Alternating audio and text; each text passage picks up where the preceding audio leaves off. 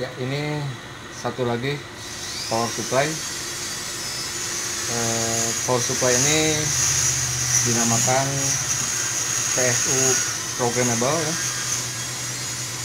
Kenapa disebut programmable? Karena di sini nantinya ada dua pengaturan secara digital dan pengaturan secara manual. Power supply ini kalau lihat beratnya sekitar 1 kg lebih ya.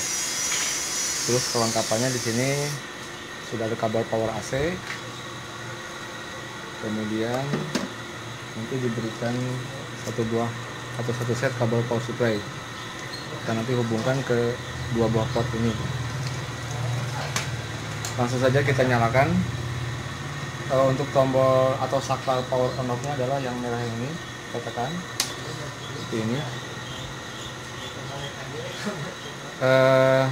Dan di belakang kabel power supply ini sudah ada, ini namanya cooling fan ya. Ini bisa kita ketemukan di rangkaian elektronika yang lain. Ini ada tombol on off-nya. Kalau kita tekan on, berarti kipas ini bekerja. Sebaiknya selagi kita gunakan power supply ini, cooling fan ini tetap kita nyalakan.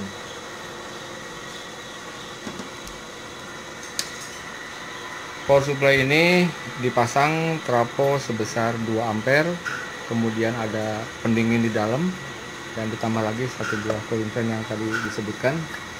Jadi insya Allah kinerja dari sistem power supply ini dapat berjalan secara stabil dan maksimal. Kita nyalakan kembali. Nah, kita langsung masuk ke pengaturan digital dan pengaturan manual. Ketika kita nyalakan power supply ini, kita sudah masuk ke pengaturan digital ya. Di sini ada 3 buah tombol. Untuk tombol yang paling kiri ini warna lampunya warna hijau ya. Ini untuk memindahkan menu. Kebetulan di dalam power supply ini hanya ada 2 menu, yaitu pengaturan yang digital yang ini dan pengaturan kedua. Kita tekan lagi. Nah, ini pengaturan untuk manual. Kita kembali ke awal. Jadi cuman ada 2 pengaturan. Ini yang pertama dan ini yang kedua. Kita sekarang masuk kepada pengaturan digital. Pengaturan digital ini fokus mata kita ke layar ini. Kita fokus aja ke yang tulisan ini set. Di sini 1,10 volt garis miring 0.5 ini menunjukkan nilai 500 mA. Nah, untuk tombol yang ini, yang tengah ini untuk mengatur set volt. Sekarang voltase posisi pada nilai 1,10 volt. Apabila kita tekan yang ini, akan berubah nilainya jadi 1,85. Kita tekan lagi, angkanya naik 2,85. Yang atas nanti yang out ini mengikuti. Kemudian 3,30 volt, kemudian 3,85 volt, 4,20 volt, dan terakhir 5,10 volt. Ini jadi batas atau range dari pengaturan power supply secara digital ini dari 1,10 volt sampai 5,10 volt. Kita ulang lagi. Kembali kepada 1,10 volt, 1,85, 2,85, 3,30, 3,85, 4,2, dan terakhir 5,10 volt. Nah, sekarang kita akan berpindah kepada tombol yang kanan. Tombol yang kanan ini seperti yang dijelaskan di awal untuk mengatur rank ampere. Maksudnya ini apabila kita melihat dari power supply yang kita gunakan, misalkan yang ini ya, power supply yang ini. Nah, ini ampere. Dari 0 ke sini berarti kan nilainya 1000 mA atau 1 ampere. Berarti kalau di sini menunjukkan 5 atau 500 mA, berarti di sini menunjukkan setengahnya. Bisa kita atur ketika kita tekan tombol yang ini, berarti berpindah jarak pengukuran semakin luas menjadi 1 ampere.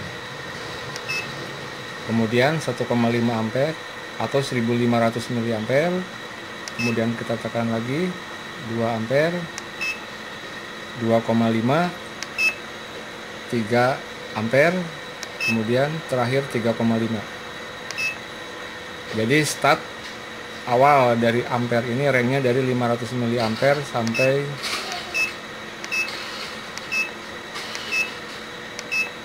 3,5 seperti itu.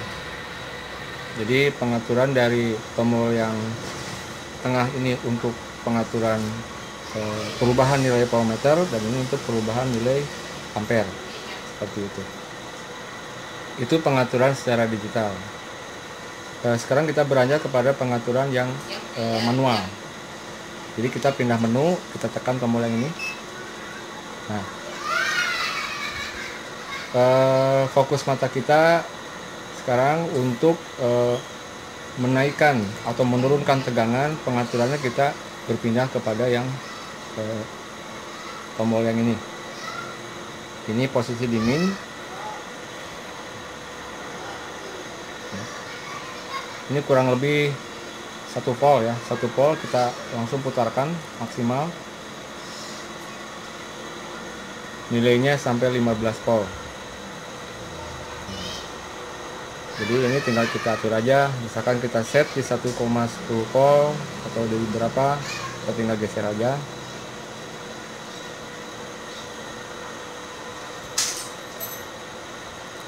Tinggal kita putar-putar aja. Pada saat pengaturan manual ini bekerja, ini tidak tombol ini tidak berfungsi ya, hanya tombol menu aja gitu.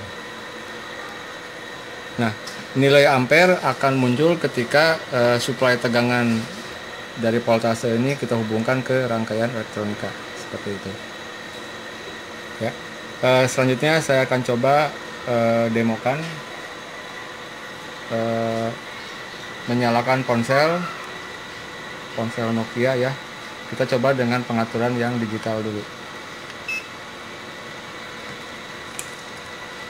Kita ambil kabel power supply-nya, kita hubungkan ke sini.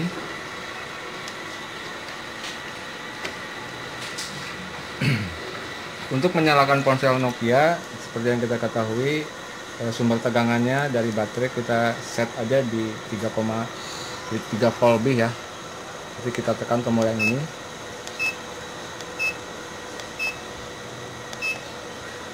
Nah, set 3,85 volt. Berarti si kabel ini sudah mengeluarkan tegangan senilai 3,85 volt. Ampernya kita cari aman aja. Misalkan kita set di 1 ampere. Berarti 1000 mA ya. Ya, kita hubungkan.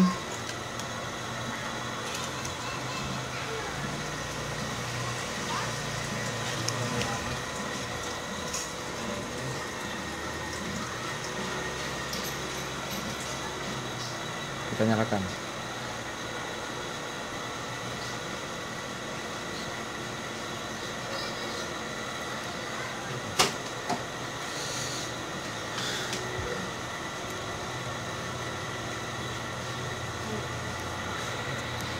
Ini perubahan nilai ampernya ya, karena rangkaiannya atau arusnya mengalir gitu.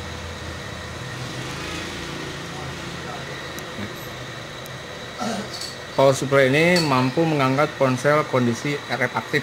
Yang dimaksud dengan RF aktif di sini sinyalnya keluar ya. Kita coba cek pulsa. Karena kartunya pakai Telkomsel, saya pijit 888 ya.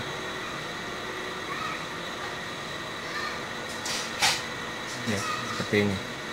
Jadi power supply ini sebagai informasi mampu mengangkat ponsel yang normal dengan kondisi RF aktif seperti itu.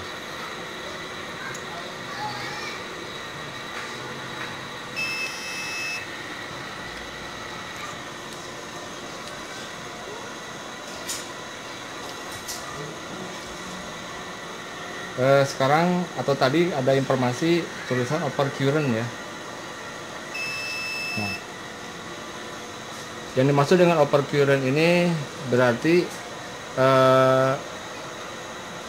arus yang keluar dari tegangan 3,85 volt ini ketika di-shortkan tidak mampu dikejar dengan batasan atau range 1 ampere seperti itu. Jadi sekarang range-nya kita naikkan. Coba kita shortkan lagi. masih muncul.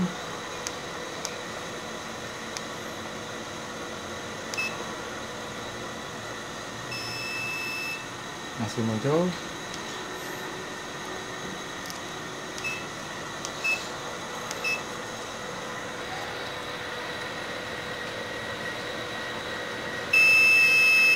Ya, masih muncul.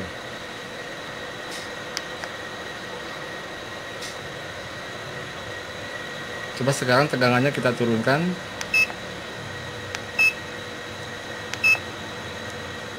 1,10 volt dengan rank 3,5 ampere. Ya. Ketika dihubungkan tidak muncul nilai overcurrent karena ranknya sudah terlalu jauh, bukan. Jadi kita perkecil aja. Nilai berapa akan muncul tulisan overcurrent? Apakah dinilai? Nah, dinilai 500 mA. Ketika tegangan 1,10 volt disortkan dengan rank 500 mA, ternyata si power supply ini memberikan informasi over 1 ampere. Ya, masih overcurrent ini kalau kita gunakan power supply ini ibaratnya jarumnya mentok ke arah kanan, kemudian dia balik lagi, ibaratnya short protectornya bekerja seperti itu. Sekarang kita naikkan 1,5 ampere, masih.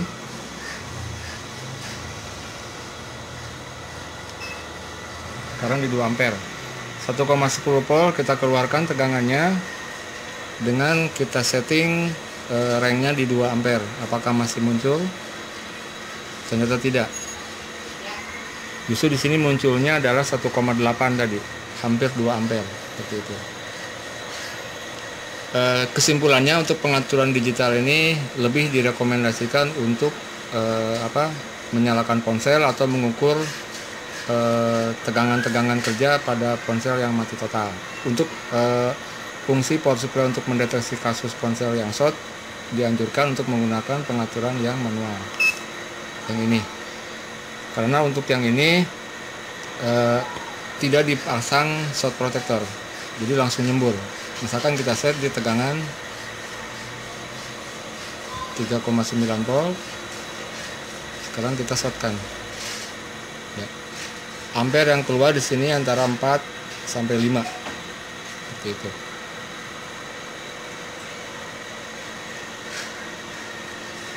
Kemudian kita coba set di nilai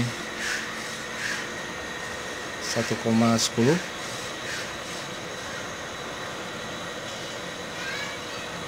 Karena kalau kita lihat dari ponsel-ponsel smartphone sekarang, banyak tegangan kerja yang masuk ke CPU, tegangannya minimal 1,10 volt.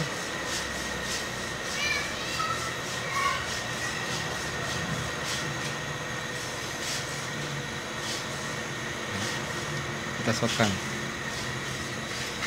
Ketika di-shortkan, ampere yang keluar nilainya 1,7 hampir 1,8, seperti itu. Tadi di 3,8, 4 sampai 5 ampere. Ketika tegangan 1,10, ampere yang dikeluarkan 1,8 gitu. Jadi kalau kita naikkan di 1, coba kita setting 1,8 volt. Karena tegangan kerja CPU itu rata-rata 1,10, 1,8. Kita coba di 1,8, kita shortkan. Ampernya mampu maksimal mengangkat sampai 3 ampere. Seperti itu. Berarti kesimpulannya, tegangannya semakin naik, maka ampernya semakin